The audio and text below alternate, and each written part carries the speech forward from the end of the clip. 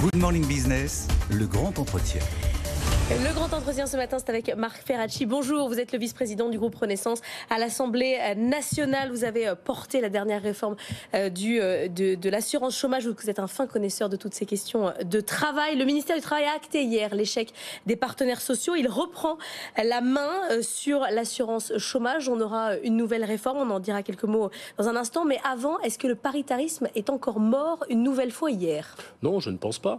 Il y a eu une négociation interprofessionnelle sur beaucoup d'enjeux, pas que sur l'assurance chômage, sur l'emploi des seniors, sur le compte épargne-temps universel, qui n'a pas abouti. Bon, ça arrive.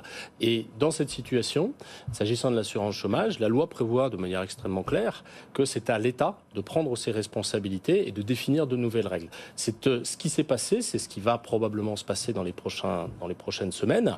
Et moi, je le regrette parce que je pense que sur cette négociation, il y avait des enjeux extrêmement importants qui méritaient de la négociation. Le compte épargne-temps universel, savoir comment on le met en place, avec quelles conditions, en distinguant la taille des entreprises, par exemple, les enjeux de retraite progressive, les enjeux de reconversion.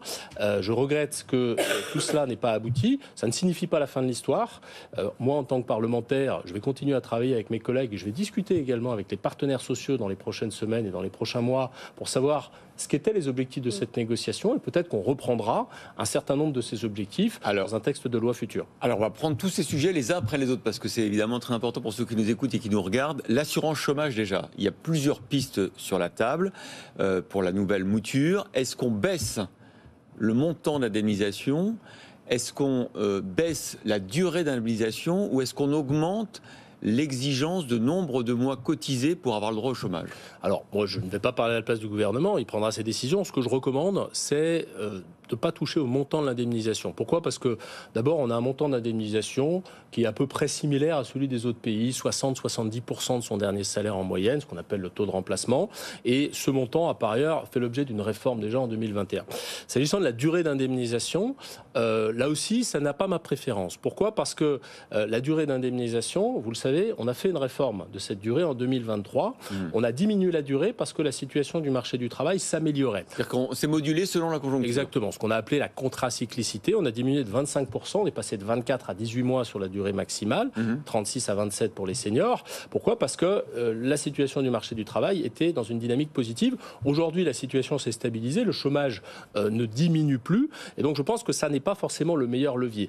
Vous l'avez dit, le troisième levier, c'est ce qu'on appelle l'éligibilité, c'est-à-dire combien de mois vous avez besoin de travailler pour vous ouvrir un droit à l'assurance chômage. Aujourd'hui, c'est 6 mois sur 2 ans. 6 mois sur les 24 derniers, effectivement.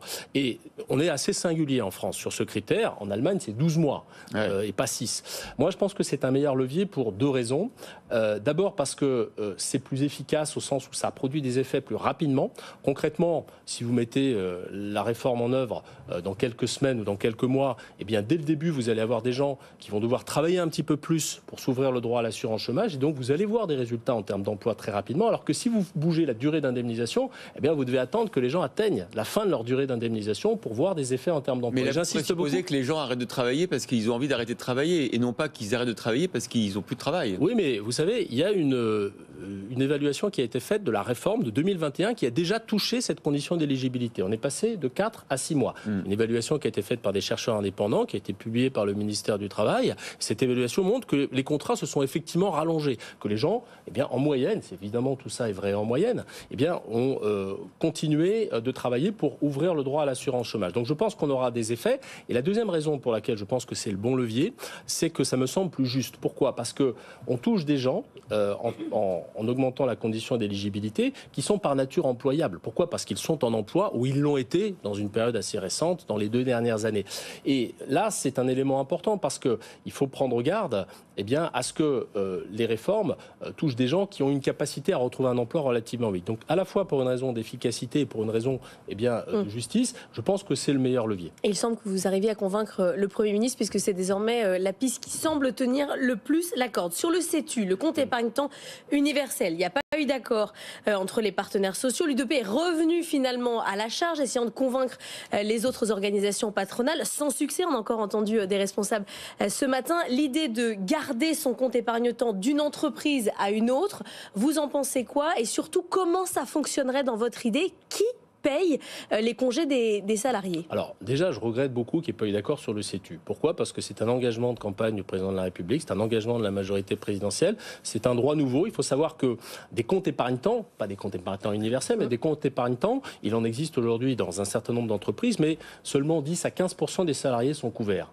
Et donc la première démarche, c'est d'universaliser, un peu comme on a universalisé le compte personnel de formation. Vous ne prenez pas votre congé, vous le mettez sur un compte. Vous ne prenez pas votre 5e semaine de congé payé, vous ne prenez pas vos RTT, et vous les mettez sur un compte qui vous permet de prendre des congés plus tard dans votre vie professionnelle. Ou de récupérer de l'argent. Ou de récupérer de l'argent. Et ça, c'est un élément très important. Être capable de monétiser et de faire ce choix. Parfois, vous avez besoin de trouver du temps pour vous, pour votre famille. Vous avez votre mère qui a eu un accident, vous voulez passer 3 semaines auprès d'elle. Eh bien, vous devez pouvoir avoir cette souplesse, mais vous devez aussi Donc là, vous pouvoir... changez de boîte, vous le gardez. C'est l'idée. Effectivement, la grande rupture avec ce qui existe aujourd'hui, c'est ce qu'on appelle la portabilité, c'est-à-dire la possibilité de conserver des jours de congé en passant d'une entreprise à l'autre ou d'un employeur à l'autre. Parce que vous savez que dans la fonction publique, il y a déjà des comptes épargne-temps universels. Oui, mais Marc Ferracci, le frein pour les employeurs, c'est de se dire, moi je vais récupérer un salarié qui a emmagasiné 6 mois sur son compte épargne-temps, il va les prendre dans mon entreprise et c'est moi qui vais devoir payer. C'est justement, non, d'abord c'est pas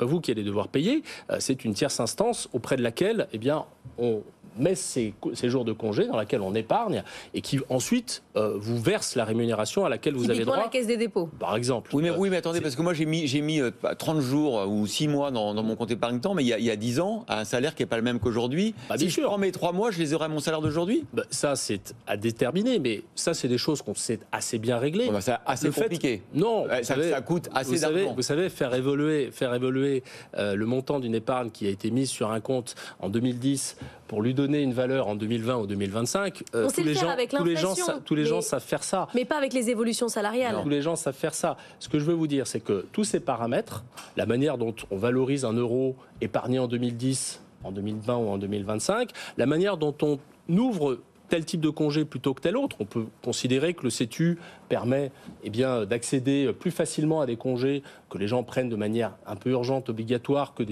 des congés qu'ils prennent pour des convenances personnelles. La manière dont l'employeur donne son autorisation. Tout ça, ça peut être discuté et ça aurait dû être discuté dans cette négociation. Ça sera dans l'accord, les nouvelles règles de l'assurance chômage, ou est-ce que ça sera dans cette fameuse loi travail 2 ? Non, les règles de l'assurance chômage vont être déterminées par décret. Okay. Donc, ça ne sera pas une loi, c'est le gouvernement qui va prendre ces décisions. En revanche, effectivement, il a déjà été annoncé qu'il y aurait un projet de loi travail sur le travail qui reprendra probablement un certain nombre d'éléments de la négociation sur le CETU, mais aussi sur l'emploi des seniors, sur les reconversions professionnelles à l'automne. Et ça, je pense que c'est un élément très important. Nous allons rediscuter du CETU avec les partenaires sociaux. Mais il pourrait, et c'est très important pour les gens qui nous écoutent, Marc Ferracci, il pourrait ne plus être indexé sur l'augmentation de votre salaire, le CETU. Ça, c'est à discuter. Et encore une fois, c'est au gouvernement de proposer une mise de Mais c'était l'origine quand même. C'est important. Non, mais ce qu'on dit aujourd'hui, c'est que dans le cadre d'un CET, vous savez, ça n'est pas fondamentalement différent. Vous pouvez rester 10 ou 20 ans dans une entreprise et épargner des congés que vous faites valoir au bout d'un certain nombre d'années. Donc le processus qui mène à valoriser l'argent que vous avez. Si vous monétisez, ça n'a rien à voir. En termes de temps, du temps et du temps. L'argent, c'est pas la même chose. Mais le temps, encore une fois, comme on dit, le temps c'est de l'argent. Oui, le temps peut être évidemment monétisé. C'est ce que permet aujourd'hui le compte épargne-temps. Et on a vocation à faire exactement la même chose avec le compte épargne-temps universel. En tout cas, les nouvelles règles de l'assurance chômage au 1er juillet. Alors ça, je ne sais pas. C'est le gouvernement qui a évoqué ce point-là. Bon. Moi, j'attire l'attention sur le fait que changer les règles d'un point de vue juridique, c'est une chose. Les changer d'un point de vue pratique, ça implique quand même un certain nombre de changements dans les systèmes d'information de France Travail, ex-Pôle emploi. Et ça, il faut se dire que ça prend un peu de temps. Merci Marc Ferracci, vice-président du groupe Renaissance, d'avoir été notre invité.